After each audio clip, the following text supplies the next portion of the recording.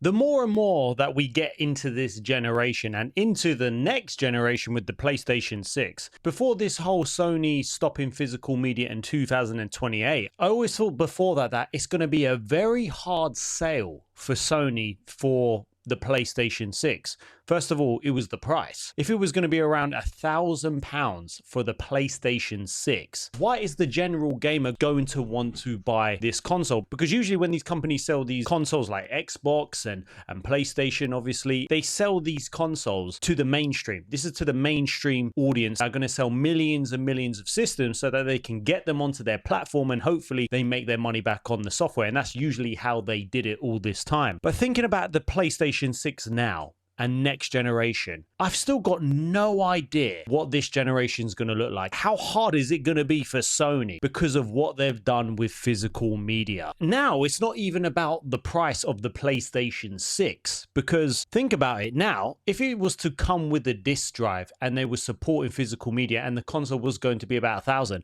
I think a lot of people would actually think, oh, well, you know, that's actually pretty good, to be honest, because everyone's expecting these next generation consoles to cost so damn much. According to this report, game console shipments are expected to decline 19.5% to 33.9 million units in 2026. So we need to talk about this. If you enjoy these videos, make sure you hit the like button and let's go. So first of all, just touching on with the physical media with Sony, they still haven't said an absolute word to their community. And I've said this on every video I've done on this channel, is that it's just leaving a bitter taste in my mouth, because it's like, wow, you cannot even address the elephant in the room with these physical game discs. And it's not like this is going away. This isn't going away at all, because as of today, they've brought out the Wolverine, a new Wolverine trailer, which looks very, very good. I actually liked it. It's got 77,000 views in an hour. And I think this was a really cool trailer. And you know what? It's actually got me a lot more excited for Wolverine. But if you have a look at the comments, it's not just X. Because again, I just put a little comment in there. Cannot wait to have that sweet physical box on my shelf. And if you go down to the comments, I'll get this physical. You know who isn't the hero, the killer of physical. Can't wait for my disc copy to come in. Wolverine showed a lot of physicality in this trailer. That's a pretty good one. Can't wait for my physical copy. The disc is going to look awesome. The game will fit perfectly. Like, the comments just go on and on. And I'm telling you right now, they're making out that digital is a lot more popular. Now, there's no doubt that it is. But when you take into consideration microtransactions, DLCs, all of these things that they're obviously equating for, obviously is going to look even more like physical is dying, because most people, if not a hell of a lot of people, buy both. I know some of you might lean from one to the other. I've got a friend who actually buys a lot of digital, but he still has a disc drive, and some games he still wants to buy physical because he wants the box. But so this isn't going away anytime soon. And you know what? What's crazy as well is that obviously the other day, which was only I think a couple of days ago, we got the news that this was weird. Sony's FlexStrike PS5 Fight Stick delayed indefinitely, now launches after Marvel ToeCon. Now, I don't understand why this is the case, because there's two things. One of the things is this new fighting game, Marvel ToeCon, is, you know, it's looking really good. And for a fighting game enthusiast, not me, but for the fighting game enthusiast, you will want to play this game with this FlexStrike, because you'd want that at launch. If I was an enthusiast, I don't want to play this game with a controller. I want the full experience if I'm a fighting game enthusiast. And it's just weird to me that they've decided to delay this indefinitely. And you know what I was thinking as well? There was a second thing I was thinking, is that who would buy this? Well, I would say it would be the Sony enthusiasts. I think it would be the fighting enthusiasts that love PlayStation, that love fighting games. And my thinking is, are a lot of people buying this? Are a lot of people actually thinking, you know what, you want to get rid of physical gaming? Again, for the general audience, for the general gamer, the mainstream, I don't think people are going to be buying this. It's going to be for those enthusiasts. So it makes me think, is this because they're going to wait till things die down and then hope that people will buy it later? But for me, it just makes no sense that you're launching this game and then you're advertising this alongside it, and now that's not going to come out till later. But this is what they said: working to ensure we deliver the best possible experience to our players with FlexStrike, so we're taking extra time to put the finishing touches on the product. We apologize for this delay and look forward to bringing the FlexStrike experience to the community when it launches. I just think it's a very weird one. And again, you look at the comments from this article. Again, someone says, I have this pre-order, so I certainly won't mind having to pay later.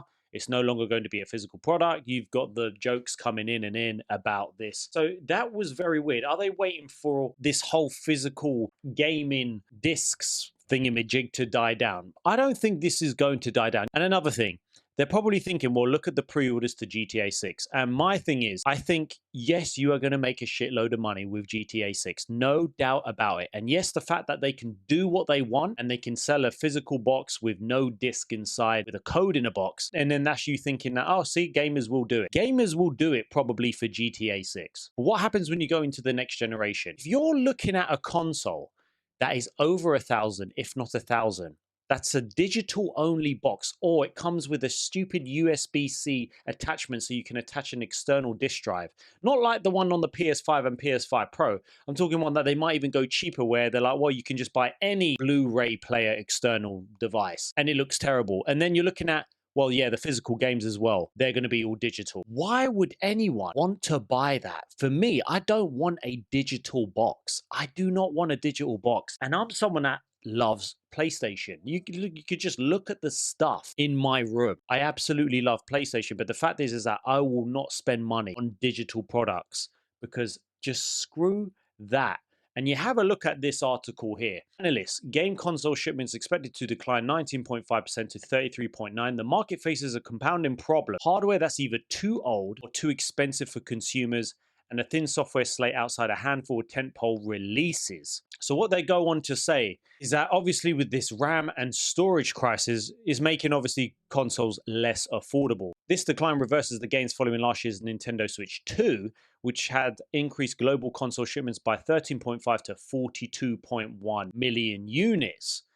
Now, a critical assumption underlying our forecast recovery period later the decade is that the component crisis eases sufficiently by 2028 to allow Sony and Microsoft to bring next generation hardware to market at prices point in the $600 to $8 range, says an S&P Global Market Intelligence analyst. So he says, for now, the market faces a compounding problem: hardware that is either too old or too expensive for the median consumer, a software slate that is either thin outside a handful of tentpole releases, and a macro environment that keeps any meaningful price relief off the table. And obviously, as you can see here, there's been a 15.2% decrease year on year for the PlayStation 5. Due to the RAM crisis, we've got all of these price increases. So that framing doesn't inspire confidence for 2027 or beyond. Our forecast models a potential PlayStation 6 launch in 2028, contributing 4 million units in its first year and scaling to 17.2 by 2030. Wow, that's quite low, because didn't the Wii U sell, what was it, 13 million units, and that was an absolute flop. And that's the thing with the PlayStation 6. Is it going to be one of those things where it's just going to be for, I guess, the enthusiast? There's another thing when it comes to next generation. It's excitement.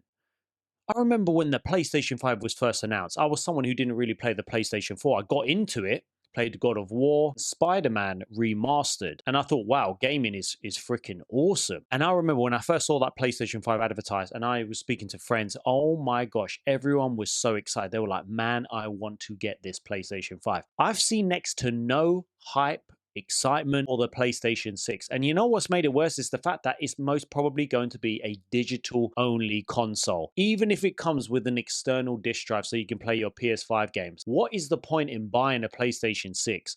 All of that money for Sony to be like, no, you can only buy it from our store. I think it's going to be one of the biggest flops in the future if this is the route, and it looks like it is, that Sony is deciding to do. It's crazy to think that they were so connected with their audience back, say, in the PlayStation 4 era. But now it feels like they're a totally different company. They literally do not care people's hobbies. They don't care about the people that have grown up with PlayStation and have been there supporting them. And I really do think that they're going to feel it when it comes to the PlayStation 6, because I just don't see, even if they go with the handheld, oh, I don't want a handheld. I'm going to eventually buy a Nintendo Switch 2, and I want that to be my main handheld. I want that to be the one that I play. I don't even really play my Portal, because I'm like, I'd rather just be at my desk playing a game. But that's why the Switch 2, because it still supports physical media. And I know there's the game key cards and all of that, but they still support physical media. And I will be buying the games that have got all of the game on the cartridge. But with Sony and this PlayStation 6, I just don't think they've really thought it through. They've got so big headed. They've realized that Xbox is not a competitor. Maybe they will if they were to compete with their next generation console, but it's hard to believe that they're going to be trying to launch something that is going to be, again, so expensive, and it has to be better than the PlayStation 5 along with their games. With the PlayStation 6, if there's a handheld, I don't really care about that to get people into that price point. I don't even see that being as cheap as 500, if that. If it's going to be maybe something like the PlayStation Portal, where it probably will be, where you literally just stream PlayStation 6 games. Don't see the point in that because of the backlash as well. I don't see a lot of excitement for the PlayStation 6. And to think that this is potentially coming out next year or the end of next year, which is, you could say it's about a year and a half away. I don't know what you think, because this isn't going away, Sony. This is not going away. For me, I said it on stream earlier today. For me, there are plenty of games that are physical. My backlog is absolutely crazy, not including now the PlayStation 3 games, which you could probably just see there, which I've now built in that library because I want to go and experience that. I started playing Burnout Paradise, and I'm super addicted to that. So for me, I've got more than enough games, and there's enough games, if I was to buy a Switch 2 as well, to literally last a lifetime.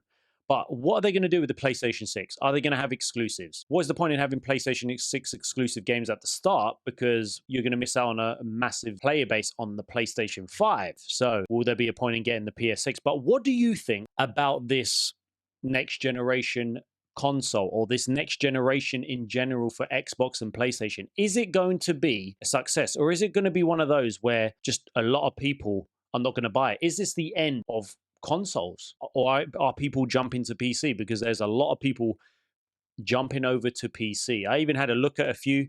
I'm not buying one. I don't fancy one, but it's something I've definitely considered. Drop your thoughts in the comments and let me know.